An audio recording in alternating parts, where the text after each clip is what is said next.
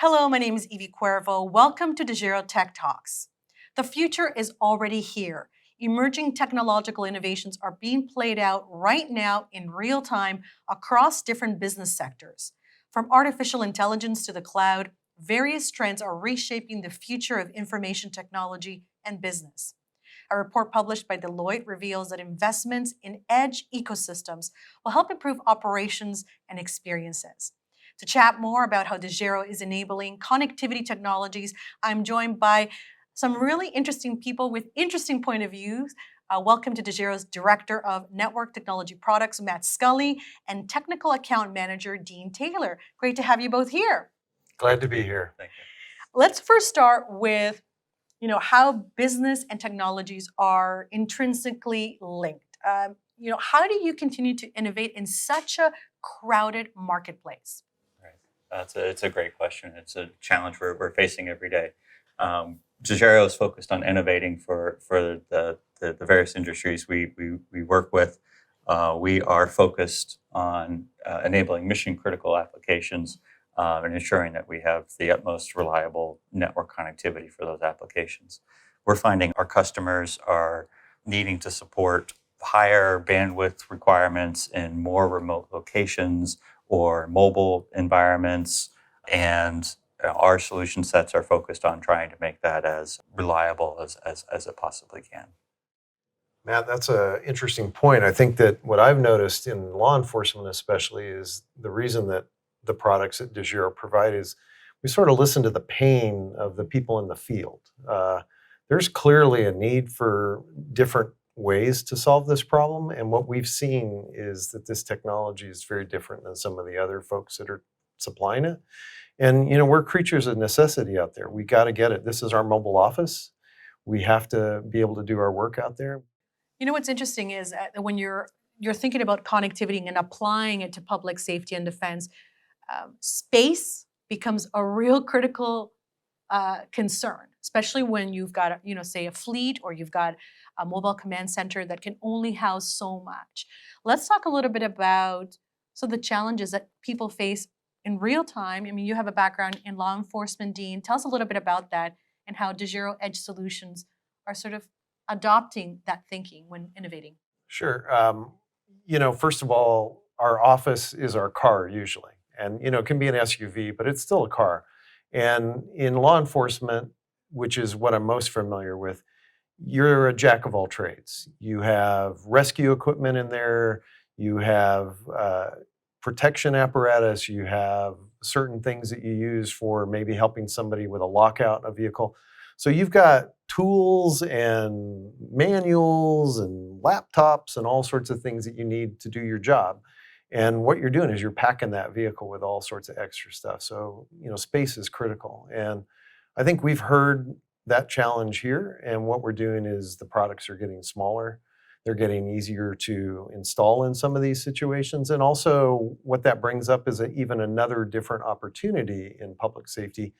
It can be remotely mounting these. It could be surveillance. It could be anything of that nature that you need a really small, inconspicuous device.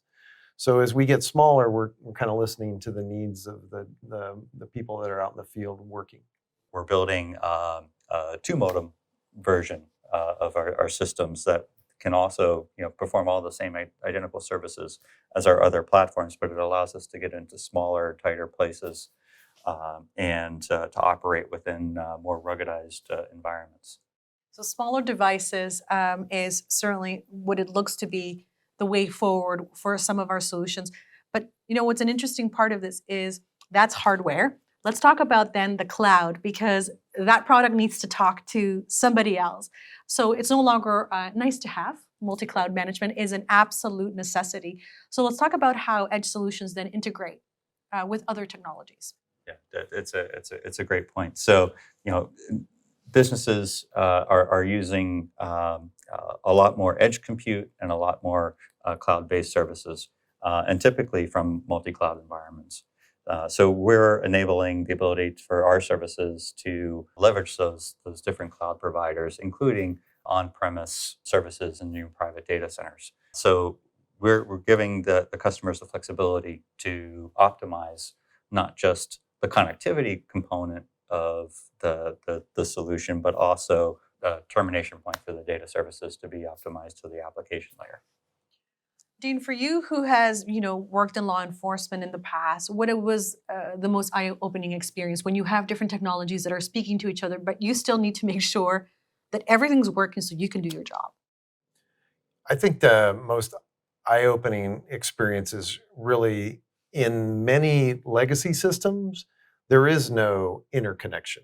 You have to use one device to do certain communication. Maybe you have to transition to a different device to do another. And sort of the beauty of some of the solutions that we see coming out, not only with Dejero, but other companies that are innovating, is using this common platform of LTE, where another officer who's off duty from another department could walk up and become instantly connected. And that could be very important. It could be critical in many circumstances. So I think that, we're finding that most of even the platforms that people are writing on are all cloud-based. They're all utilizing the same common operating system. And so you need a common backhaul to get all of that back to where you need it to go to. The people that are making the decisions, people that are sending you help. As you're talking, I start thinking about smart blending technology because that enables everything that you're talking about. What's next for smart blending technology? Because really, that's the superhero in the story. Right.